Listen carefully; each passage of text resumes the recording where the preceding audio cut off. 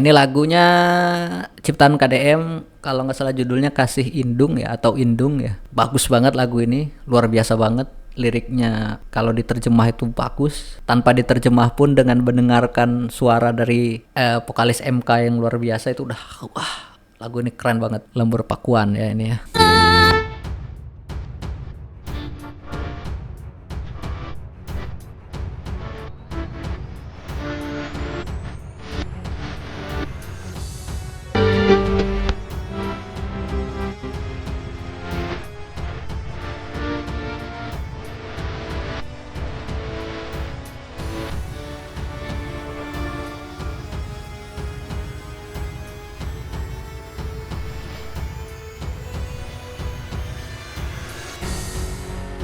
Pengecoran jalan bersama Bapak Kades dan warga-warga di Lembur Pakuan. Ya ini ya, Lembur Pakuan ya. Ini juga ada disinggung Kadesnya nggak kerja, kata KDM, ada videonya di sebelumnya itu.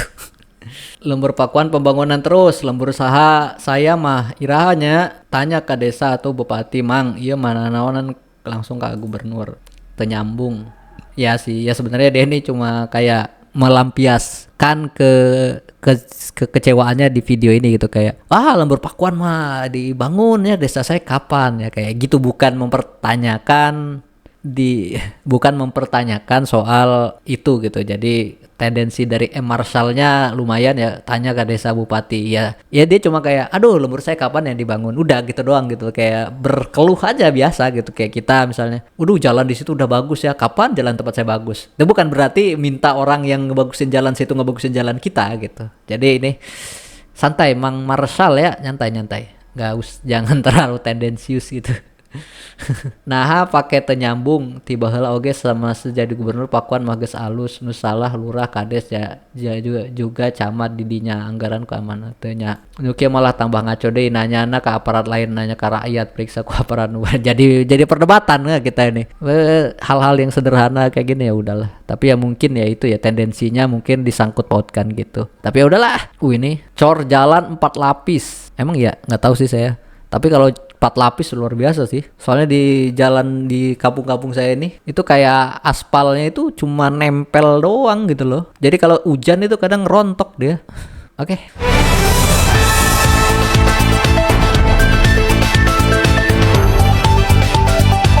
Apa itu? Pakai opening berita ini. Openingnya keras. Tugas baru Kabaharkam. Besan KDM jadi jenderal bintang 3. Oh, oke.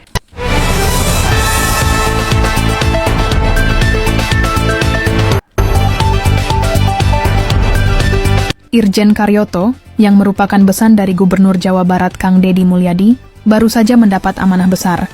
Berdasarkan surat telegram tertanggal 5 Agustus 2025, beliau resmi menjabat sebagai Kabaharkam Polri, menggantikan Komjen Fadil Imran, yang kini berotasi menjadi asisten Kapolri bidang operasi. Yang menarik, promosi ini membawa berkah ganda bagi Irjen Karyoto. Selain jabatan strategis, ayah dari Wakil Bupati Garut ini juga naik pangkat menjadi Komisaris Jenderal Polisi atau Komjen Pol dengan 3 bintang di pundaknya. Nah, mungkin sebagian dari kita bertanya-tanya, seberapa penting sih jabatan Kabaharkam Polri ini? Ini bukan jabatan sembarangan. Bayangkan saja, Kabaharkam Polri adalah sosok kunci yang mengawal keamanan dan ketertiban di seluruh pelosok Indonesia. Sebagai Kabaharkam, Komjen Karyoto memiliki tanggung jawab yang nggak main-main. Beliau harus jeli mengawasi dan mengendalikan seluruh pelaksanaan tugas Polri dalam menjaga keamanan. Nggak cuman itu, beliau juga harus selalu update dengan situasi keamanan di seluruh Indonesia, dari Sabang sampai Merauke. Yang nggak kalah penting, posisi ini menuntut kemampuan koordinasi yang hebat. Kabaharkam harus bisa menjalin kerja sama yang solid dengan berbagai instansi untuk urusan keamanan.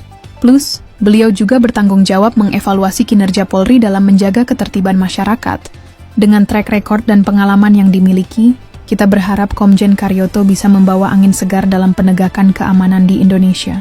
Selamat bertugas Pak Komjen. Semoga amanah ini bisa dijalankan dengan sebaik-baiknya untuk keamanan dan kenyamanan kita semua. Penulis Roy Wijaya.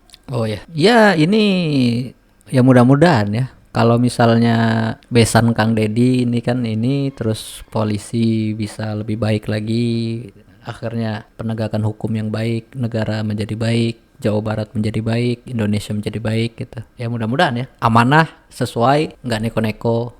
Oke. Menurut saya UMK harus dievaluasi karena membuat pemerintah tidak rasional. Di mana tidak rasionalnya? Saya berikan contoh. Kabupaten Sumedang ada sebagian wilayahnya tetanggaan dengan Kabupaten Bandung. Ada tetanggaan lagi kawasan industrinya dengan Kabupaten Subang.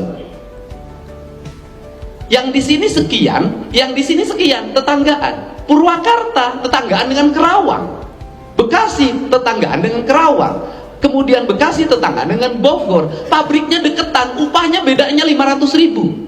Ini kan harus dievaluasi. Menurut saya boleh menyampaikan gagasan, saya lebih setuju upah itu ditetapin sektoral tanpa membedakan wilayah.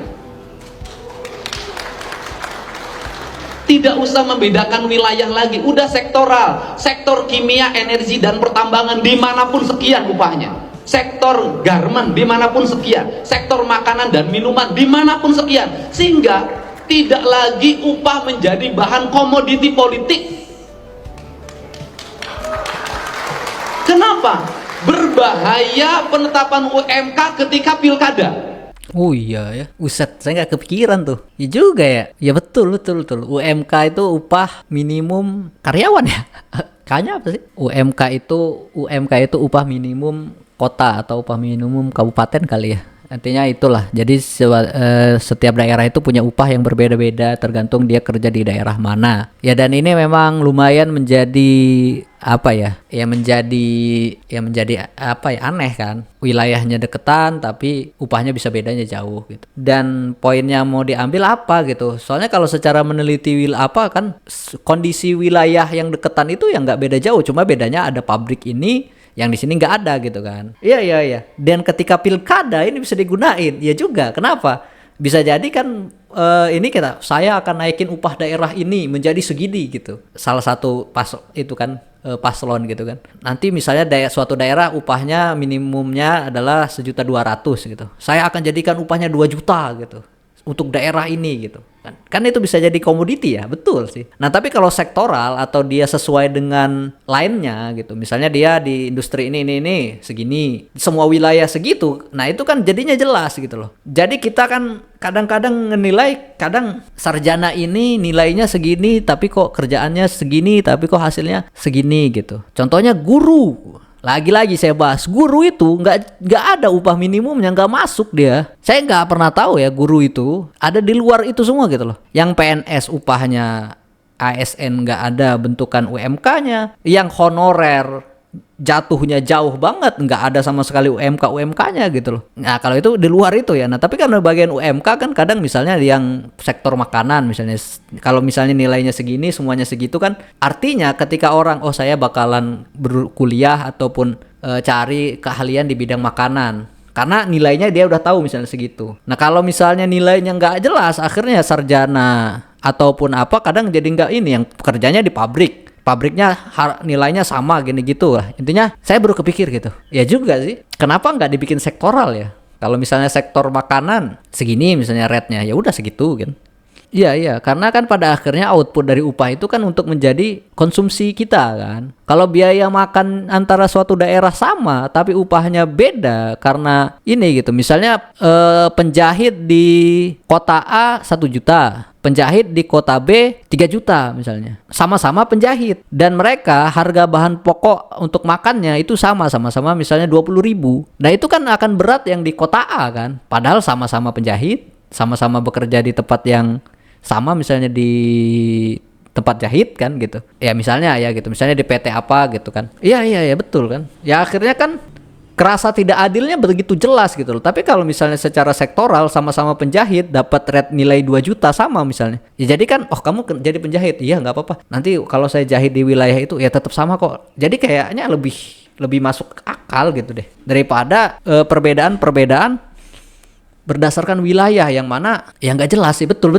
itu juga jadi bahasan ya, tapi saya nggak masuk ke arah politik ya. Tiba-tiba pas Kang Deddy ngomong ini bisa jadi komoditi politik ya masuk akal juga sih, karena kan daerah itu mencakup KTP wilayahnya gitu kan, sehingga kalau ada iming-imingan karena itu bisa jadi ini, dan ketimpangan makin besar gitu loh di suatu wilayah tertentu gitu kan. Misalnya penjahit mending saya jadi penjahit di Karawang misalnya, penjahit di Bogor gajinya lebih kecil kan gitu. Ya akhirnya kan harus ke Karawang gitu. Ya gitulah intinya, aneh ya. Ya lumayan masuk akal juga. Bukan lumayan sih, Bah, masuk akal banget gitu. Ya bener. Kalau bisa memang upah itu nggak usah pakai sistem wilayah ya, tapi sektoral ya, sesuai line dan kerjaannya gitu loh. Jadi orang-orang yang punya keahlian itu bisa ngerasa bahwa saya dibayar sesuai gitu loh. Misalnya dia punya keahlian yang tinggi tapi kerja di wilayah yang UMK-nya rendah, akhirnya ya gajinya jadi rendah kan. Ada orang yang keahliannya rendah atau nggak ahli banget tapi kerja di wilayah dengan sektor yang sama tapi di wilayah yang gajinya tinggi, jadi gajinya tinggi gitu. Nah, akhirnya nanti orang milih untuk saya pindah ke sana aja ini. Akhirnya wilayah itu jadi timpang gitu. Yang ini banget, yang ini banget. Nah, kalau sektor kan, kalau sama kan keahliannya ini, saya keahliannya ini misalnya, saya bakal di sektor yang sama. Ya dia bakalan tetap di situ gitu karena tetap sama kan gitu. Akhirnya wilayah itu meratanya bisa-bisa sama gitu loh, karena nggak ada wilayah yang lebih besar gajinya atau lebih kecil karena berdasarkan sektornya kan. Misalnya sama-sama di pabrik mobil yang di Batam sama pabrik mobil yang di misalkan ya di Jawa Barat misalnya. Kalau UMK-nya beda, nanti orang ya jadi nggak ini gitu. Padahal pekerjaan yang dilakukan sama, misalnya sama-sama ganti ban mobilnya gitu, atau sama-sama ngerakit ban mobilnya gitu misalnya. Ya betul, mending sektoralnya aja ya, sektor ya, betul, sektor. Supaya ya bisa, karena kayaknya lebih adil seperti itu, sektoral. Ya juga sih, iya. Karena kita itu kan kadang betul sih, kadang kita sarjana ataupun apa gitu, kadang mikir perasaan saya sama deh sama dia, tapi kok gaji saya lebih kecil gitu. Iya. Nah kalau udah kayak itu, nah kalau guru nanti mungkin beda lagi ya. Jenis guru itu kayaknya dia nggak masuk rundown wilayah. Seingat saya guru itu nggak punya gaji UMK ya. Gaji mereka itu nggak jelas gitu. Tergantung sekolah gitu. Kalau honor ada sekolah yang sejam 50.000, ada yang sekolah sejam 20.000, ada yang sekolah sejam 10.000. Nggak jelas itu. Nggak ada UMK nggak ada apa, nggak jelas gitu. Nah nanti itu gimana tuh kalau guru deh harus. Seharusnya ada sektoral ya, guru dan sebagainya gajinya segini, cek gitu. Udah 2 juta misalnya, 3 juta gitu. Jadi udah kamu, tapi memang itu udah. Atau hitungan per jamnya lah dibuat lebih jelas gitu.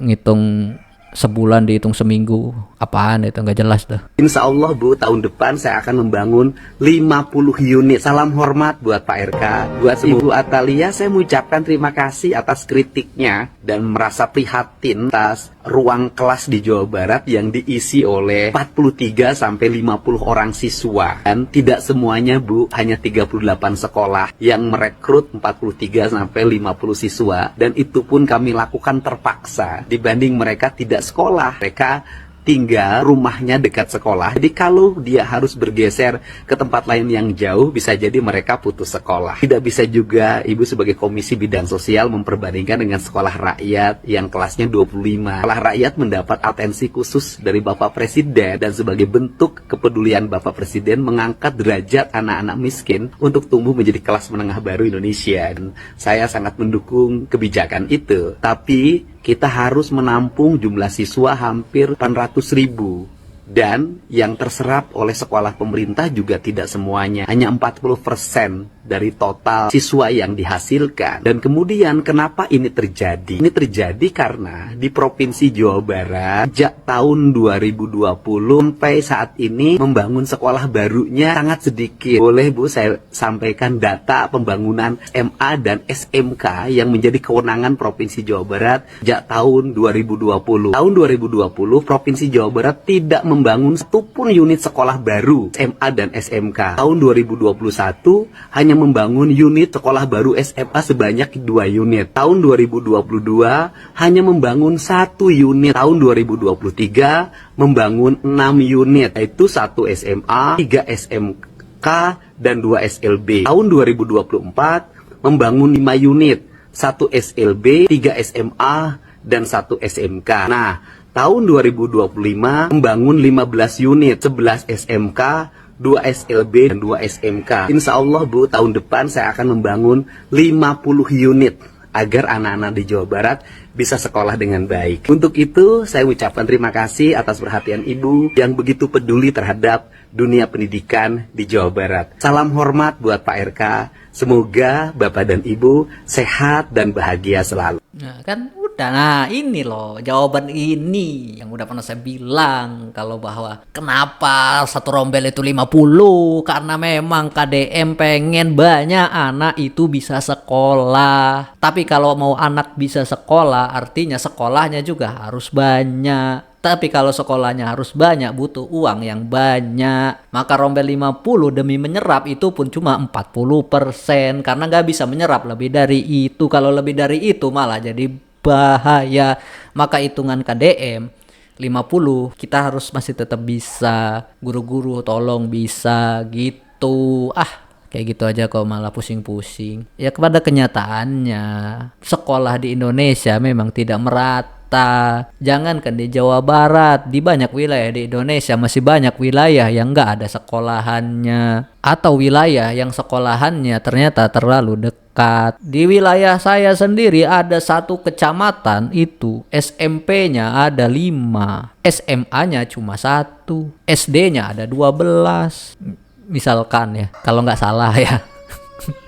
Kayaknya salah sih, tapi maksud saya ketimpangan SMA yang di bawah gubernur itu memang jomplang banget gitu loh. Jadi jumlah SMA atau sekolah menengah atas atau setingkat SMK, MA itu memang lebih sedikit daripada yang di bawahnya. Jadi sehingga ketika orang lulus itu kayak makin dikit, makin mengkerucut gitu loh. Jadi untuk lulusan itu harus menampung jumlah murid yang lulus SMP yang cukup banyak. Jadi susah kalau jumlahnya cuma sedikit. Maka solusinya mereka akan masuk ke sekolah swasta. Terserah dia swasta swasta pesantren yang ada madrasah aliyahnya atau swasta yang lain. Nah kalau dia masuk swasta maka harus bayaran. Karena nggak semua orang Jawa Barat ataupun orang-orang punya uang, akhirnya nggak usah sekolah, habis lulus SMP langsung cari kerja. Iya yang ketemu. Akhirnya itu menambah catatan jumlah pengangguran di Jawa Barat, karena mereka udah lulus SMP langsung cari kerja. Karena nggak ada kemampuan dan skill, cari kerjanya jadi susah. Belum lagi yang minta dibayar-bayar, yang mana minta sogokan harus punya duit. Yang pada akhirnya melahirkan permasalahan-permasalahan yang lain. Ya itulah sistematisnya gitu loh. Maka tahun depan nih akan bangun 50 ya lumayan lah ya. 50 ya. 50 SMA sederajat ya. Lumayan. Daripada cuma 1, 2, 6, 10, 12, 50. Ya mudah-mudahan bisa menyerap lebih banyak lagi. Tahun ini yang kena 50 rombel itu ada 38. Yang mudah-mudahan guru-gurunya bisa tetap sabaran untuk bisa mengajar jumlah orang yang ada banyak. Nah nanti tahun depan mudahan sekolah 50 itu bisa jadi. Akhirnya sekolah-sekolah tadi muridnya bisa ditransfer, guru-gurunya bisa mengajar dengan jumlah rombel yang sesuaian. Dah gitu ya. Dah. Ibu Atalia ada aja lagi. Atalia akhirnya membongkar kemampuan kinerja suaminya yang tidak membangun banyak sekolahan. Ya, saya juga nggak tahu ya. Kenapa nggak paham kenapa 50 orang gitu. Kenapa orang itu selalu melihat kebijakan itu berdasarkan awalnya aja gitu. Kayak misalnya satu rombel 50, oh ini bahaya, oh ini. Tanpa ngelihat bahwa kondisi itu terjadi karena apa gitu loh. Suka sekali gitu orang-orang itu melihat suatu akibat tapi nggak pernah mikir sebabnya atau permasalahan di belakangnya gitu loh. Jadi kayak 50 orang guru-guru atau beberapa orang, wah ini bakalan ngajarnya susah, ataupun wah ini aneh, wah ini gitu. Padahal kan harus lihat angka putus sekolah Jawa Baratnya berapa, kondisi-kondisi tertentu yang membuat kebijakan itu muncul itu apa, dan solusinya seperti apa gitu. Kadang-kadang orang itu cuma sibuk kritik, komen gini gitu, tapi sebenarnya mereka sendiri bingung gitu loh untuk solusinya apa gitu loh. Mau ngeluarin uang kan nggak mau gitu. Nyatanya sekolah di Jawa Barat dari 2020 sampai 2025 nggak banyak gitu yang didiriin. Berarti kan nggak mau keluar uang. Sedangkan ketika kebijakannya kayak gini orang jadi menyalahkan gitu. Padahal kan lah kenapa nggak dari dulu gitu loh dipikirin jumlah sekolah, orang tahu kok, ada datanya kok, ada angka putus sekolahnya tinggi kok. Ini KDM baru nulis, tiba-tiba ada yang komentar dari JDDI apa itu yang JPPI itu ngomentarin, wow jumlah angka turun gitu. Itu kan data yang lama lah. Coba lihat yang sekarang nanti parah